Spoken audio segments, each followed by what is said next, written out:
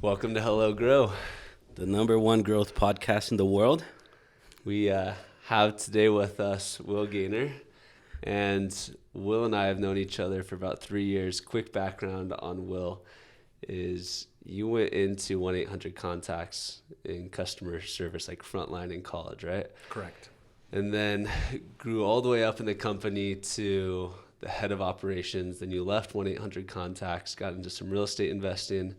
From there, you became a director for the Northwest region for Amazon. Is that That's directionally correct. directionally accurate? Yeah, ran a couple of their growth programs to support delivery service. Perfect. And we're going to talk a lot more in detail about all of these. And then you finally took this big leap of faith and purchased a company for millions of dollars. And within the course of just a couple of years, doubled the value of that company. And now here we are today. You've scaled yourself out of that company from needing to be in the day-to-day operations. And we're now business partners on a new venture. So that's how we know each other. That's certainly the objective, yes. Awesome. That's right.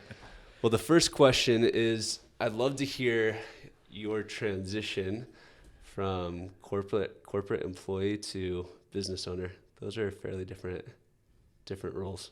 Yeah, those are really different, and it's a interesting question because I think that I was always an entrepreneur, and might have been one of the last ones to figure out that that's what I should be doing full time.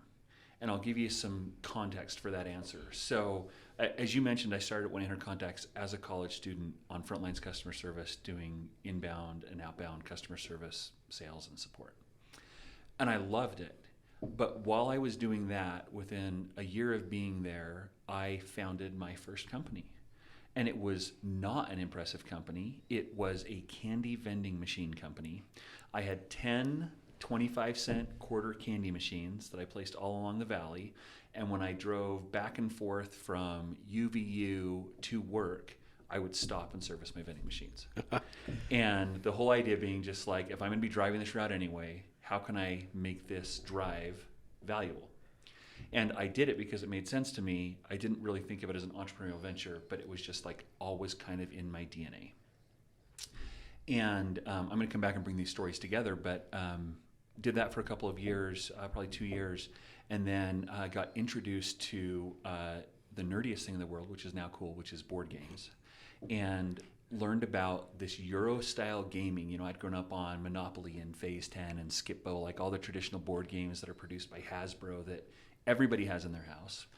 And then I played a game called Settlers of Catan, which you guys probably are familiar with, and it became a gateway game to like this whole other world of gaming. And from that, I started playing with a couple different people, and fell in love with this game. And I'm like, how does the world not know about this?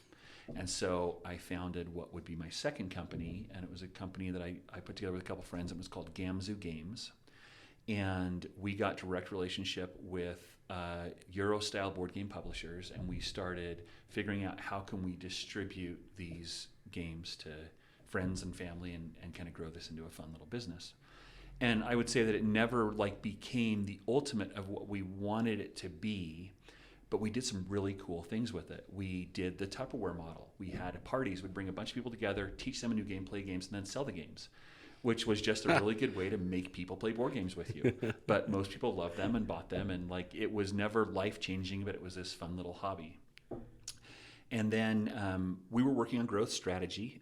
We wanted it to be significantly bigger, and there was a period of my life where I thought, I'm going to make this my venture, and I'm going to run a board game company, and we're going to go distribute and be experts on games and teach gaming. And so we created YouTube videos explaining how, like, breaking down play styles in the simplest form, and like had some of the best content out there for a little while. But it was having a hard time competing against the Amazons of the world because everybody was price discounting and eBay. And when you had relationships with the publishers, it kind of like in books, you've got an MSRP and you're held to that, or you lose your relationships. And so like just a little bit complex to navigate for what should be a really simple industry. Long story short, there was a company called BoardGames.com. And I started looking at boardgames.com, and I'm like, look, they own the category, they own the URL, like that's the company to be. But I was watching their site and recognized that like nothing was changing. Like it looked like it was a stale site that wasn't being serviced. You couldn't actually place an order. And I'm like, how is the strongest brand in the industry doing nothing?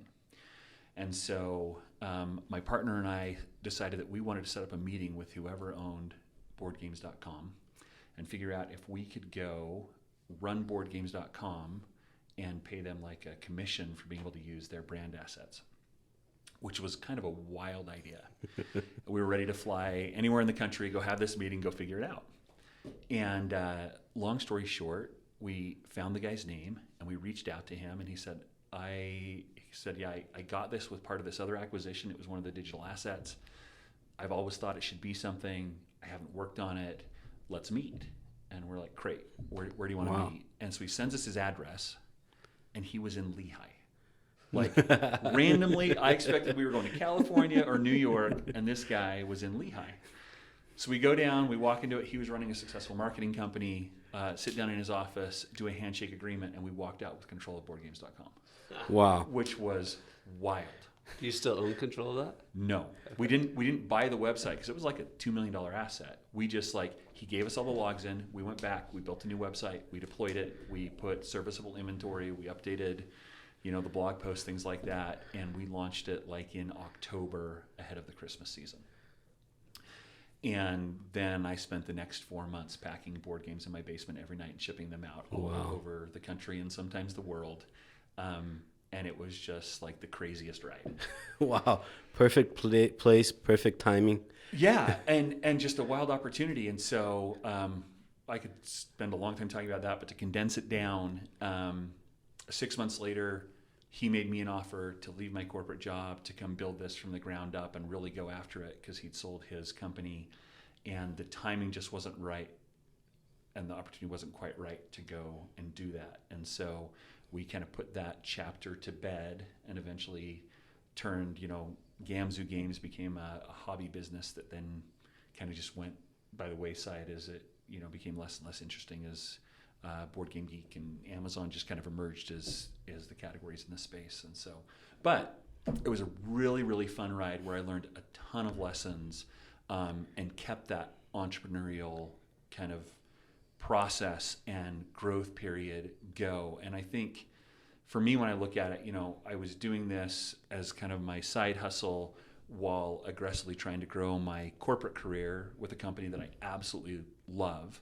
And so I was really torn, right? Like, do you stay with where you're at, or do you go out and jump out and go try to do new things? And I was trying to walk that line of doing both. And for a long time was able to do both until I wasn't. And the world kind of just forced me into this entrepreneurial space. Well, to 1-800's credit, they did, I think it'd be interesting for some of the listeners to hear about your intrapreneur experience with Lumen while you're at 1-800 Contacts, because it seemed like, I think there's so many people that think I'm an entrepreneur, I need to leave my corporate job and go do this, but there's a lot of opportunities within great organizations. Could you talk a little bit about that? Yeah, for sure. So 1-800 Contacts, I was with 1-800 Contacts for 17 years. So like forever. I was a dinosaur. Animals and plants went extinct during my tenure, right? And the thing that I loved about 1-800 Contacts, and I assume is very much still the case, is that the company was exceptional at creating space for their team members to be the best version of themselves. And so through this process of growth and development, I very clearly didn't know where I was going to end up, didn't know what I was going to be, but kept having the right kinds of opportunities to develop and hone and shape me to become closer and closer to, my full strength. And in that process, as you move through operations, your scope of responsibility changes, where, at first it's you and your performance, and then it's a team and their performance, and then it's a department, and then it's multiple departments. And you've got to change the way that you think to be able to create both growth opportunities for the company and performance enhancement, but you spend all your time looking forward into the future. And as I was moving through the opportunities in the company, I got to spend more and more time with consultants and the, who is now the CEO, but became a mentor for me, who he thinks well in advance, right? He's working backwards from 10 years, where in day-to-day operations, you're figuring about like, how do I fight the fire of the day? And then, you start thinking days or weeks or months ahead. But it was really fun to get exposed to thinking years ahead. And, he was really good at breaking things down into their component questions of like, how can we differentiate ourselves, or what's missing in the industry? And so one of the cool things that developed was I was, I don't know what the formal title was, but basically the vice president over customer service, which had our sales and service and our verification teams. I didn't have our distribution teams at that point. And we'd started kind of just a side project of like, let's go do a bunch of research to figure out if we can differentiate the retail optical experience, right? So that was our thesis question is, if you go out to a LensCrafters or Alpine Optical or any mom and pop thing, can it be done wholesale? Can it be done in a way that a customer will walk in and experience the difference? And so myself and one of my peers spent about a month, and we flew all over the country. And I'd fly into a city like Albuquerque was the first one I went to, and I had scheduled like 6 eye exams a day for 3 days. So I flew into Albuquerque, and I had 18 to 20 eye exams over a 3-day period. They say your pupils are very dilated. The best thing is I could have probably told you more about my eyes than an eye doctor at the end of these tours. And I can assure you that they were healthy. And I had to learn really fun commentary to avoid getting dilated everywhere I went, because that was a trick, right? Like I can't walk in dilated and be like, I need you to look at my eyes. And they're like, why are they dilated? Well, either I just got an eye exam or I'm up to some really weird stuff.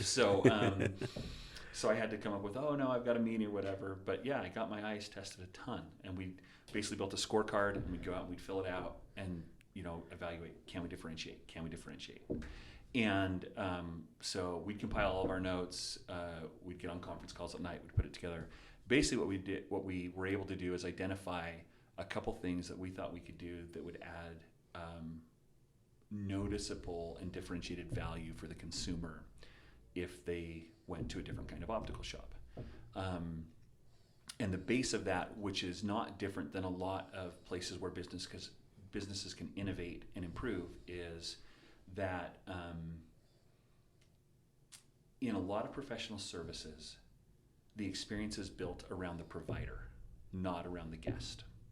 So the next time you go get your eyes checked, you're going to walk in and you're going to check in, and then you're going to sit around and wait until the eye doctor can see you. And then you're moved through the experience around either the equipment that they're using or the cues or the product availability, but it's very much built around the provider, not around the customer. And it's not a unique idea to build from the consumer backwards. Mm-hmm. It can and should be done everywhere. Yeah. But we got the opportunity to step back in a learning laboratory inside 1-800-CONTACTS and figure out, how can we build a differentiated optical experience built around you, the guest, instead of us, the provider? And so we did that. So we put together a business case. We got it internally funded. And then over the course of a year, we built out our go-to-market strategy. We built out our operations team. We hired doctors and opticians.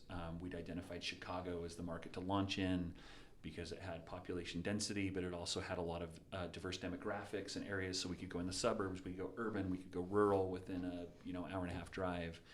And so we went out and we built 4 stores over the period of about 18 months, and developed brand relationships and distribution relationships. And we actually decided that instead of having lenses manufactured and shipped to us, that we'd do our own lens manufacturing. So we figured out start to finish what a glasses lab looks like, and we built our own glasses lab. And so we could deliver high quality products at affordable to aggressively affordable pricing, faster than anybody else. We weren't manufacturing in store, but when you manufacture in store in like glasses in about an hour. You're doing pre-formed pucks on your lenses, and your visual quality is lower. So we could do it a day later with the highest technology and the best product. And so we went and we built that. We built it in Chicago. It was awesome. And it was one of the key moments in my life. Was our first store was in a place called Killdeer, Illinois. And we'd spent, at this point, probably before we opened the doors, it was probably 15 to 18 months of just pre-work, from concept to cash. And I remember sitting in the store about 11 o'clock at night the day before we opened and putting like the last frame on the shelf and just having this like emotional release of like standing there looking at how gorgeous everything was and come together and just be like, this is like, it doesn't get better than this. This is so awesome. So you talked about all of the research that you did, 18 months of research that you worked on the concept. I feel like a lot of companies and organizations are either lazy on their research before they launch a new product, or they're impatient, they want results too fast, or they don't have the means to spend that much in research. For someone who's starting a company or is working on a small organization, what would you suggest the framework to be to conduct a research before going to market? Yeah, so really good question. And if I had the perfect answer for that, I think we'd probably be doing really, really big things really fast. But I think, to your point, sometimes you work inside a corporate structure where the expectation is deep, deep research, and that you're going to be months or years before you launch. Like the programs that I worked on in Amazon, if something developed and was actually deployed within a year, I mean, that was a rapid pace.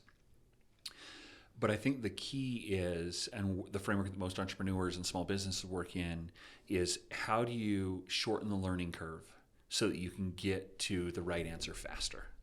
And a lot of times that comes through, and it's cliche to say, but through fast failure, right? So like when we were launching Lumen Optical, from the time that we did the research till the time that we opened the doors was 18 months. But if you look at what we did over that 18 months, I mean, we had to design a physical store. We had to procure real estate. We had to build it. We had to develop all these relationships.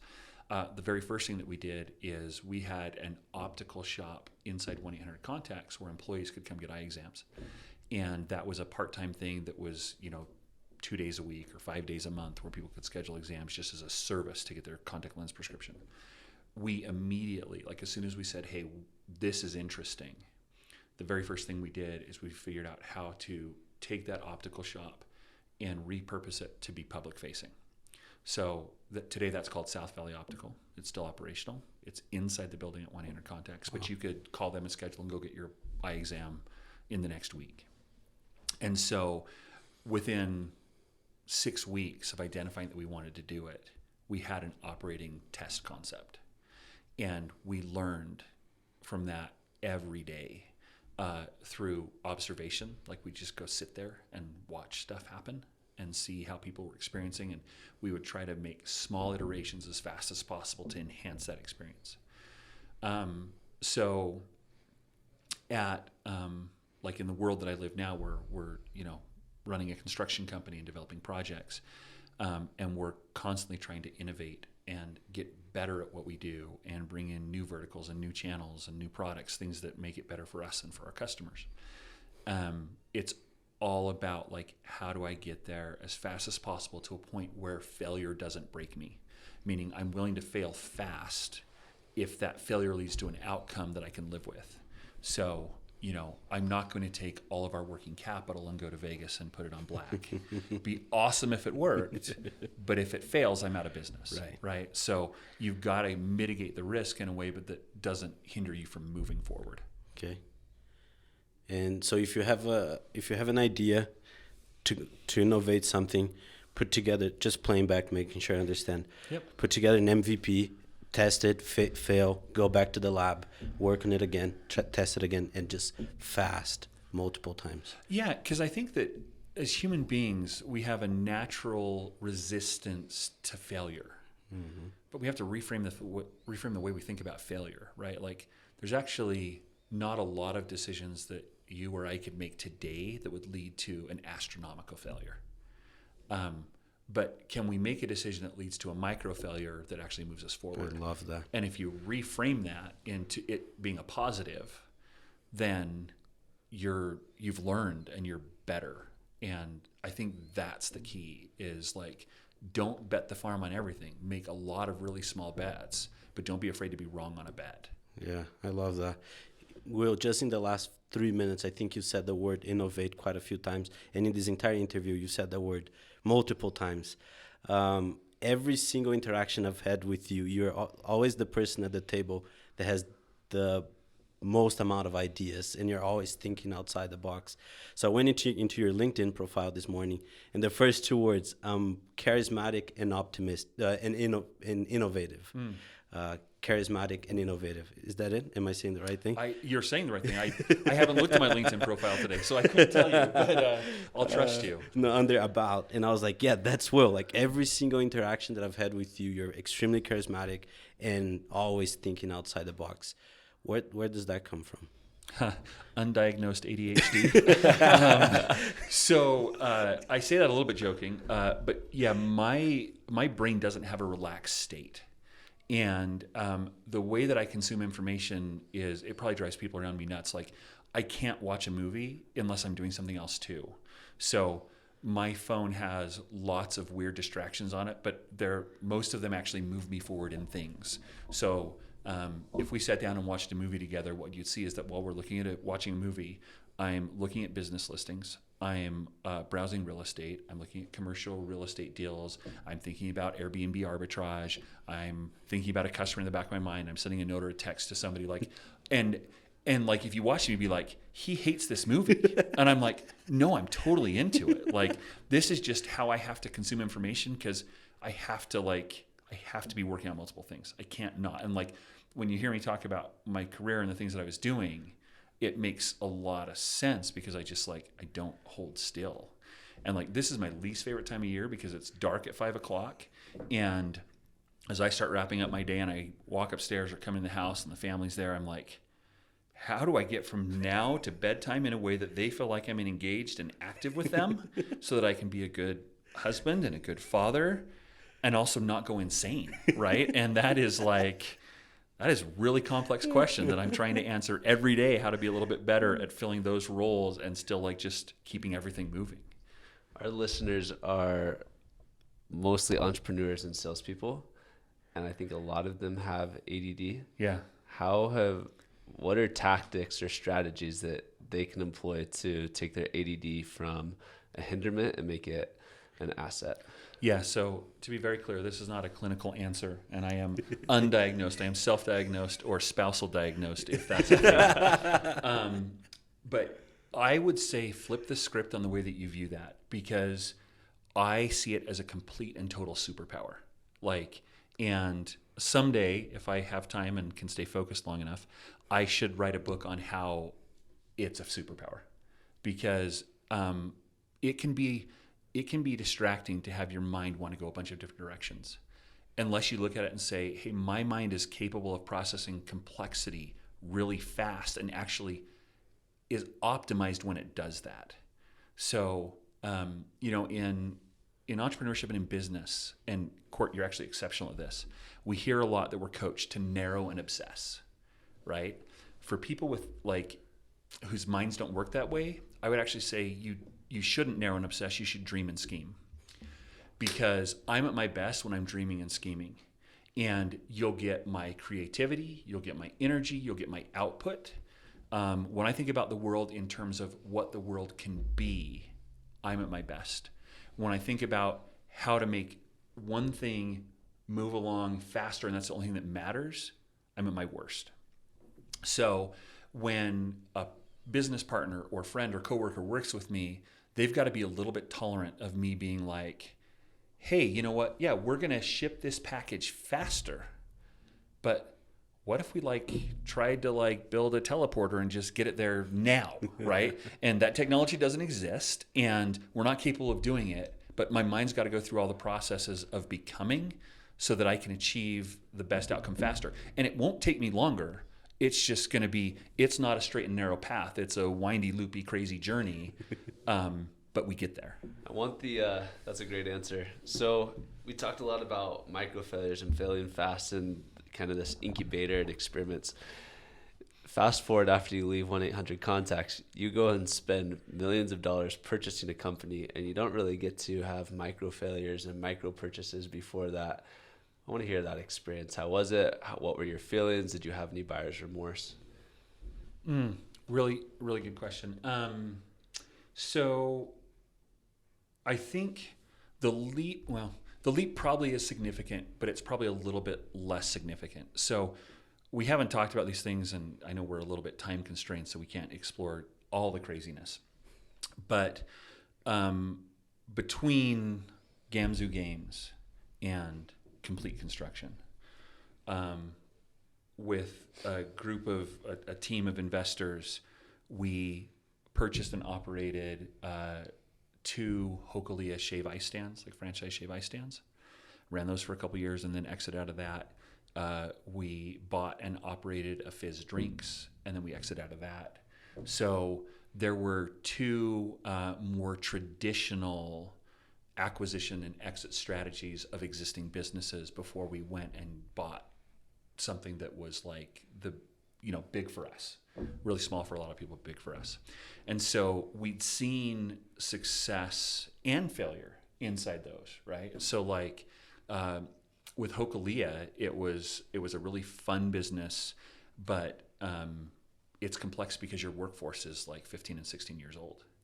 And they don't, some of them are exceptional, but some of them aren't. And like them sometimes work's optional. So all of a sudden, it's a Saturday morning, you start getting calls because your number's listed on Google listings, and they're like, hey, you're supposed to be open at 11 and it's noon and nobody's here and you can't get hold of your team. And so all of a sudden you're slinging ice in a stand on a Saturday instead of hanging out with your family. And that's a micro failure. But the key learning was, I don't want to work in a company where my employees are 16 years old, right? Like some people are great at that.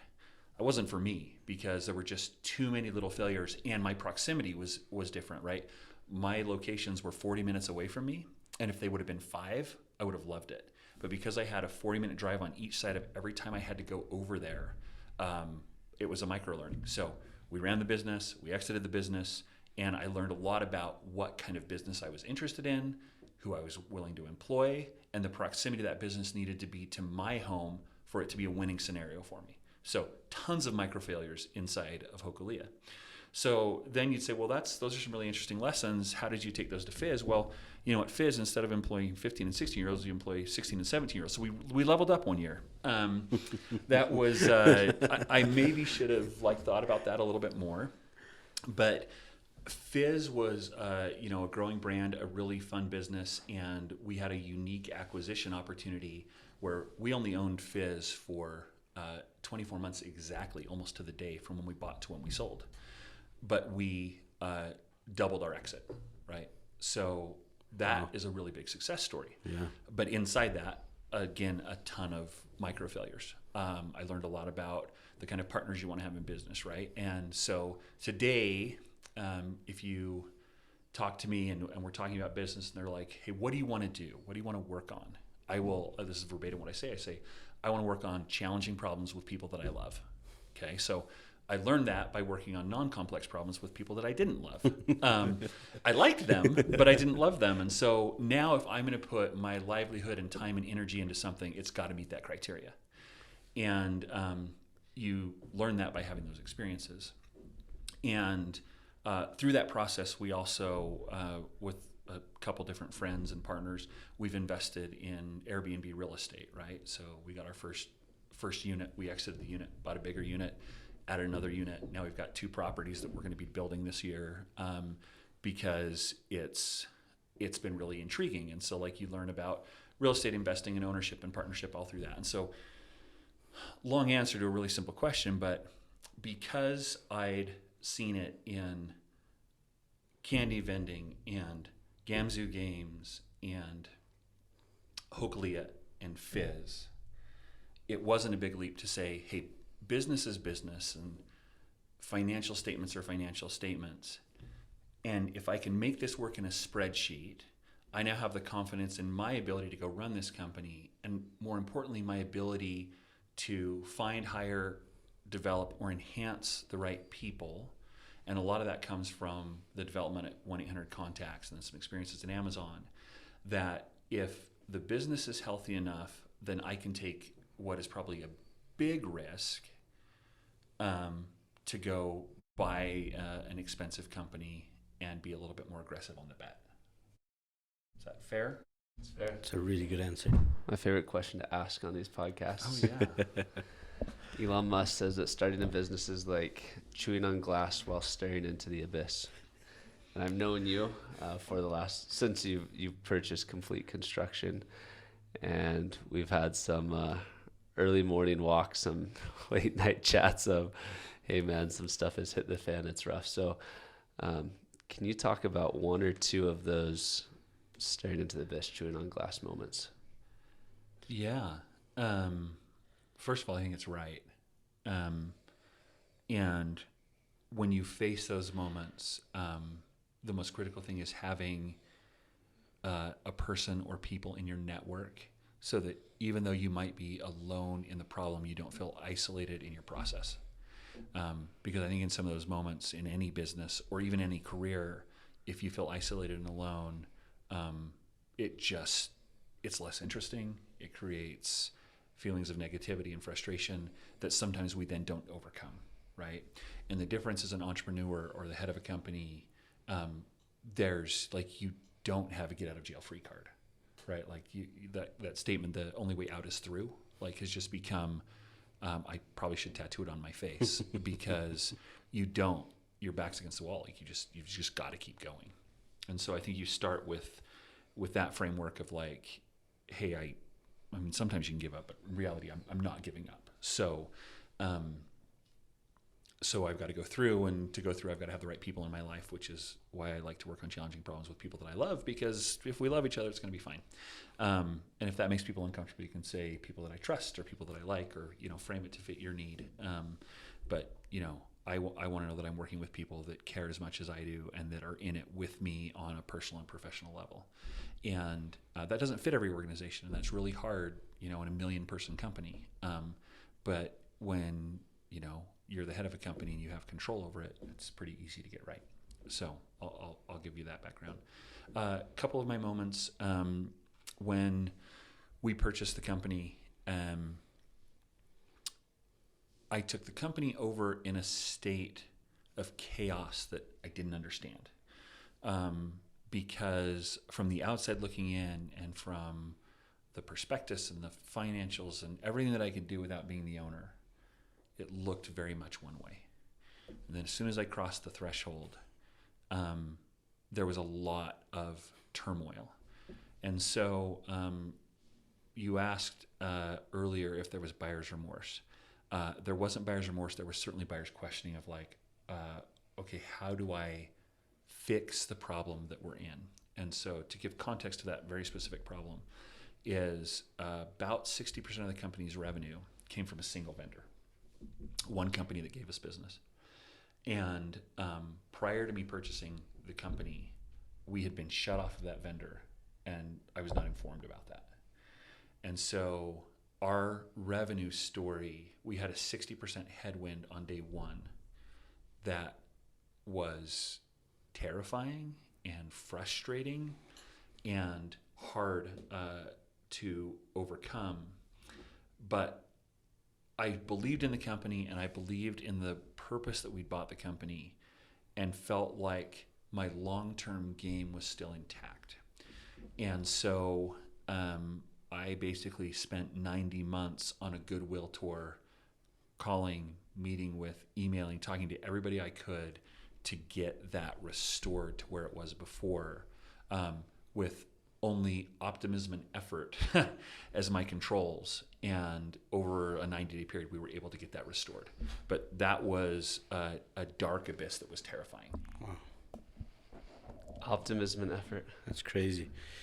You reminded me of, I've been listening, I like poetry, and I've been listening to this poem lately, and it talks about, it's called If, and it says it's by Kipling, and then he talks about if you can do this, and then there's a promise at the end, and then it just reminded me on Monday, New Year's, I was so frustrated because we had a problem with our email at the company, and I couldn't send proposals to 2 large contracts that I was negotiating with 2 massive customers, and I was just like mad and frustrated, and then I just wanted to go back to work and just start blaming everybody and saying, because of you can't fix this, and because you don't manage this well, because I can't get this to work, right? And then I heard this voice saying, and it's from the poem, and he says, if you can heap all your winnings and bet in one thing and lose everything and not breathe a word about your loss, yours is the earth and everything that's in it. And I think I see that in you. Like, you didn't think you could have just dealt in that problem, right? Just 60% of the revenue, but you just didn't breathe a word about your losses. You're just, okay, how do we get through this? How do we solve that? And that's incredible. That is amazing. Well, that's kind, and I'm not sure. Like, I mean, I don't want to dismiss how hard those things are. Absolutely. Right? Like, and it's funny. Court and I were talking yesterday, 2 days ago, and I talked to about how, like, on December 31st of this year, it was like I had a couple hour period that was like the low point of life, without anything significant happening. Right? It wasn't like the death of a loved one. It was just like, as I went through kind of my process of reflecting on the year and some things with my family and some loss in the family and some things like that, I just was like consumed with like, like I'm so done with 23. Like I in that moment, like I took anything that would be considered a win and I just like threw it to the side, and I was like, I'm going to just, and it wasn't intentional because I couldn't break out of it, but it was like for a couple hours, I was just experiencing the depth of the loss, the depth of the frustration.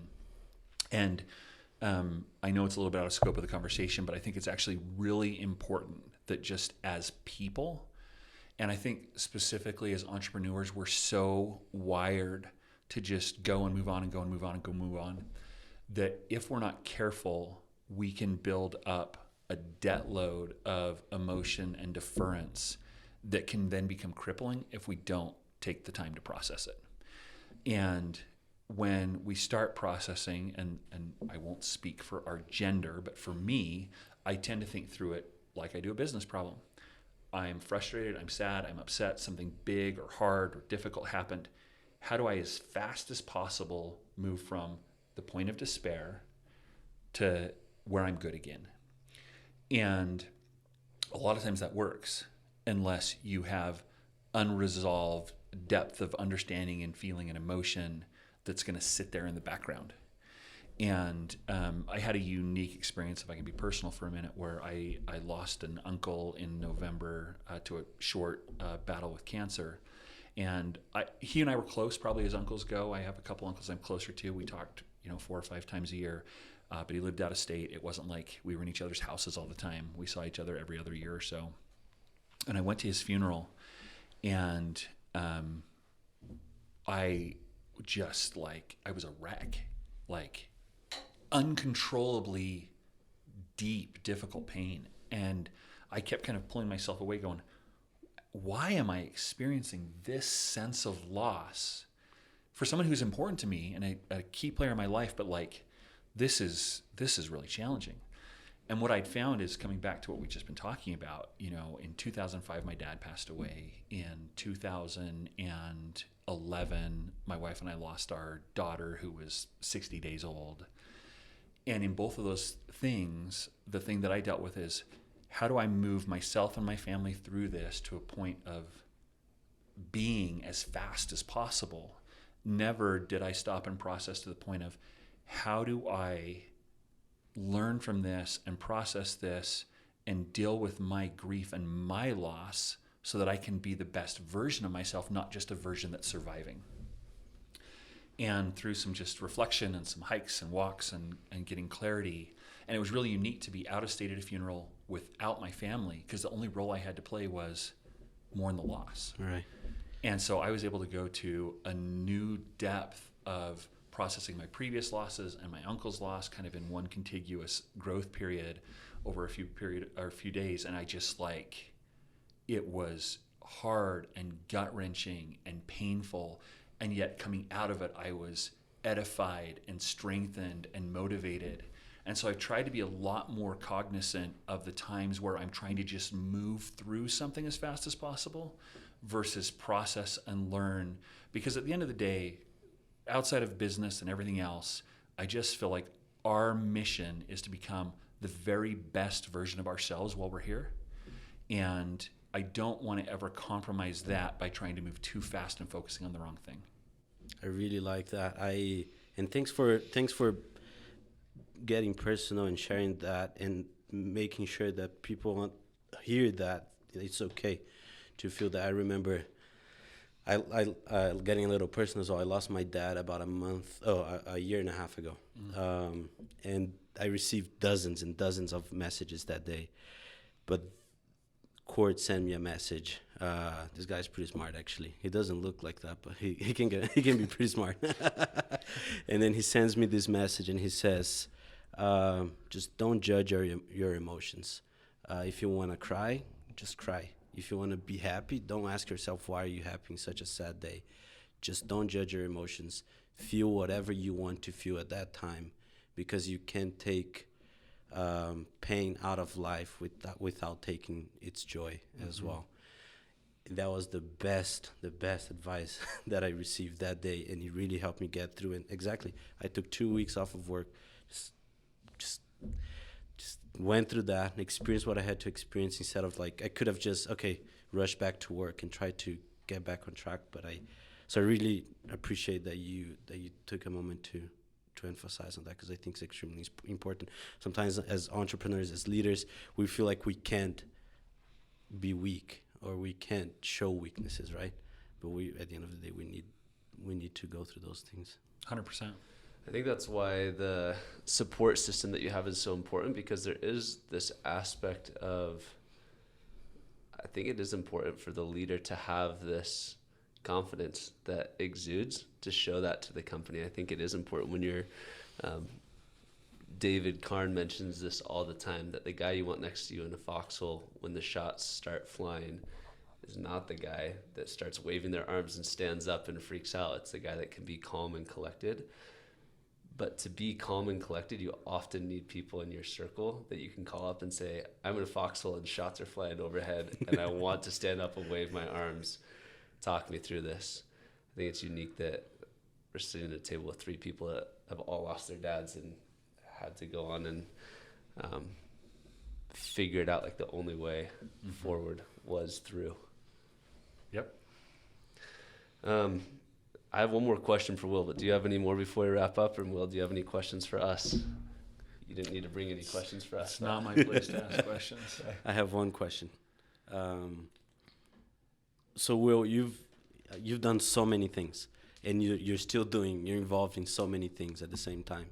Why do you do it? What's your why? So,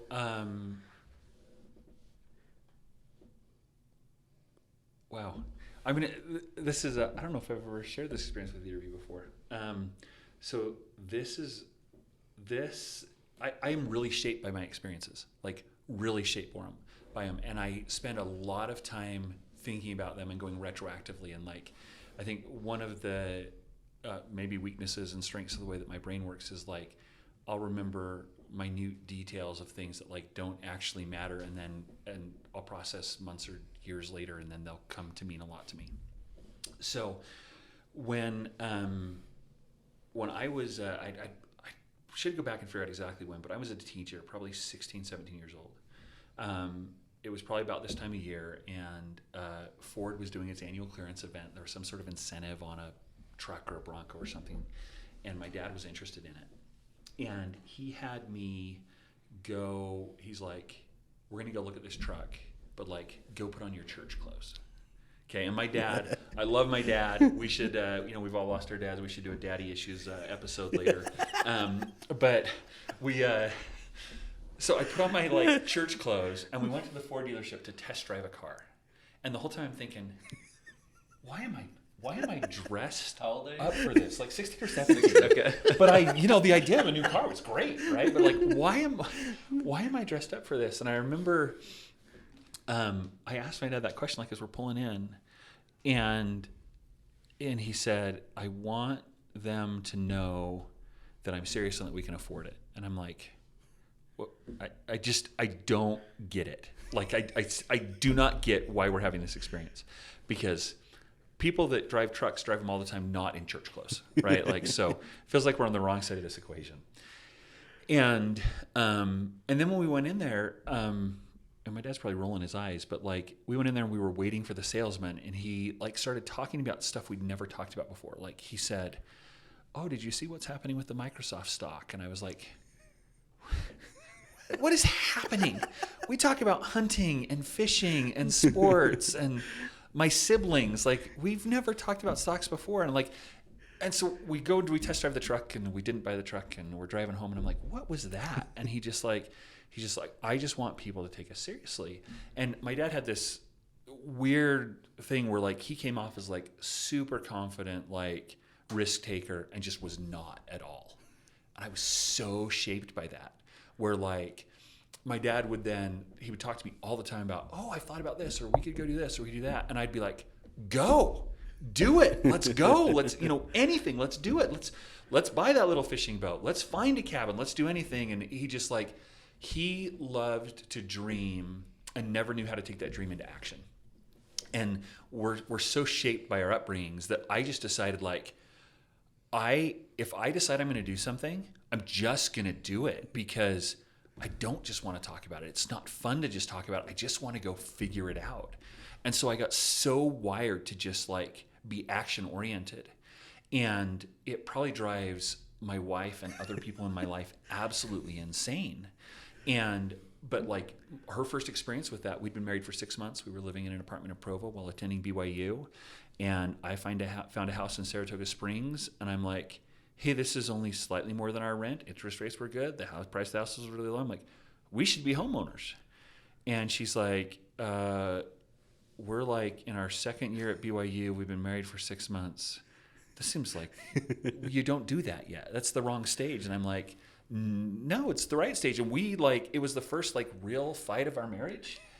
And I say this and it sounds like a joke, but like, this is verbatim what it was. She was advocating for staying in the apartment close to campus doing this. And I said, well, here's the deal. This makes sense to me. So I'm going to buy that house and move into it. You are welcome to come. And that sounds trite. She came. It was great. And that kind of started our little real estate journey, because we got started earlier, and then we're able to ride the markets up as we transition through houses. And so I just like, because of some of the early experience with my dad, it's just in my DNA to do. And, I don't always get it right, but I try to contain the failure or the loss. Like, if we can have contained explosion and there's no real harm, it's great. It was a fun firework. Let's go. That's amazing. I love that. Okay, last question before we wrap up. Well, it's two more questions, okay. Actually. Have you changed your mentality in your marriage? Is that still kind of, hey, this is what I'm doing, come along if you like? Or he's still married. He's still married. No, I'm still married. Yeah, I'm still married. Must be some small tweaks to that mentality. Yeah. No, we've gotten aligned on lots of things, and I think I still move a little bit fast, and we always communicate differently, and there's always those fun challenges, but no, my wife is an amazing companion and supporter. And I heard once what is required to be the DNA of an entrepreneur's wife, and Rachel fits that to a T. She supports me and cheers me on. She cries with me. She helps me sort things out. She's one of my best allies and advocates. And so, as you both know, you can't do it without that person. And so, no, that's a key part of what has enabled me to do what I do. Okay, last question. You're sitting across from your 25-year-old self. Yeah. What advice do you give yourself? Oh, you're gonna laugh. Move faster. Move faster. Move faster. Like, I wanted to contain the micro failures. I feel like I when I look at it on paper, there's a lot that we've done. There's a ton that I didn't do.